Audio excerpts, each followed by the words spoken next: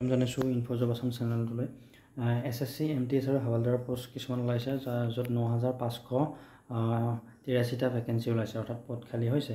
আপোনালোকৰ ইয়াতে ষ্টাফ চিলেকশ্যনৰ ফালৰ পৰাই গোটেইখিনি পোষ্ট ওলাইছে। নন টেকনিকেল ষ্টাফ হয় সেইখিনি আৰু হাৱালদাৰৰ পোষ্টৰ আপোনালোকৰ টোটেল মই জনাবলৈ লৈছোঁ। Total post 9583। MTSৰ ওলাইছে 6144টা, হাৱালদাৰৰ ওলাইছে 3439টা পোষ্ট।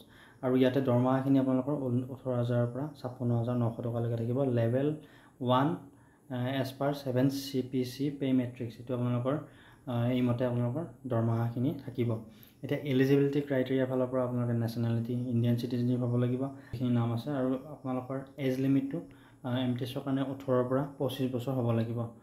মানে জন্মটো আপোনালোকৰ 2/8/1999 চনৰ পৰা 1/8/2006 ভিতৰত হ'ব লাগিব। হাৱালদাৰৰ পোষ্টৰখিনিত 18 বছৰ হৈছে 18 বছৰ তলত হ'ব নোৱাৰিব আৰু 27 বছৰৰ ওপৰত হ'ব নোৱাৰিব। ইয়াতে জন্মৰ তাৰিখখিনি আপোনালোকে চাই ল'ব। 1997 পৰা এফালে 1/8/2006 ভিতৰত হ'ব লাগিব।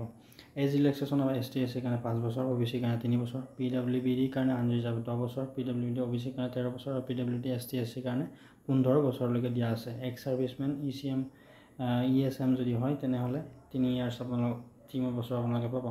এডুকেশ্যন কোৱালিফিকেশ্যন আপোনালোকে মেট্ৰিক পাছ কৰিলেই হ'ব ৰিকগনাইজ ইউনিভাৰ্চিটি বা বৰ্ডৰ ফালৰ পৰা। আৰু application fees ST SC PWD ESM women সকলোবিলাকৰ কাৰণে ইয়াতে পইচা কোনো ধৰণৰ নালাগে, কিন্তু আনৰিজাৰ্ভ অৰ্থাৎ জেনেৰেল আৰু OBC কাৰণে 100 টকা লাগিব। কিন্তু আপোনালোকে যদি ওমেন হয় অৰ্থাৎ মহিলা হয় তেতিয়া জেনেৰেল আৰু OBC হ'লেও নালাগে।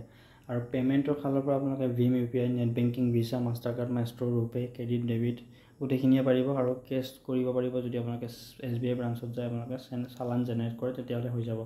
আৰু আপোনালোকে SSC এক্সাম চেণ্টাৰবিলাক ইয়াতে দিয়ে আছে, আপোনালোকে চাই ল'ব। ইটানগৰ, ডিব্ৰুগড়, গুৱাহাটী, যোৰহাট, শিলচৰ, ইম্ফল, শ্বিলং, আইজল, ডিমাপুৰ, কহিমা, আগৰতলা, তেজপুৰ। ঠিক আছে, এতিয়া আপোনালোকে এপ্লাই কৰিবৰ কাৰণে কি কৰিব লাগিব, SSC ৱেবছাইট ভিজিট কৰিব লাগিব। আপোনালোকে তাত গৈ এপ্লাই কৰি ল'ব পাৰে। আৰু এতিয়া নতুনকৈ আপোনালোকৰ আপোনালোকৰ অনলাইন আবেদন আৰম্ভ হৈছে। এতিয়া অনলাইন আবেদন আপোনালোকে চাই লওক। 27 জুনৰ পৰা ষ্টাৰ্ট হৈছে আৰু আপোনালোকৰ 3 আগষ্টলৈকে চলি থাকিব। আৰু MTS এক্সামিনেশ্যন অক্টোবৰ নৱেম্বৰৰ ভিতৰত হ'ব। গতিকে আপোনালোকে অতি সোনকালে অনলাইন আবেদনটো কৰি লওক। আৰু আপোনালোকে যদি এনেকুৱা ধৰণৰ ভিডিঅ' পাই থাকিবলৈ বিচাৰে তেনেহ'লে আমাৰ চেনেলটো ছাবস্ক্ৰাইব কৰিবলৈ নাপাহৰিব। যদি নতুনকৈ আহিছে ছাবস্ক্ৰাইব কৰিয়ে থ'ব আৰু লাইক শ্বেয়াৰ কৰিবলৈ নাপাহৰিব। ধন্যবাদ। জয় অসম।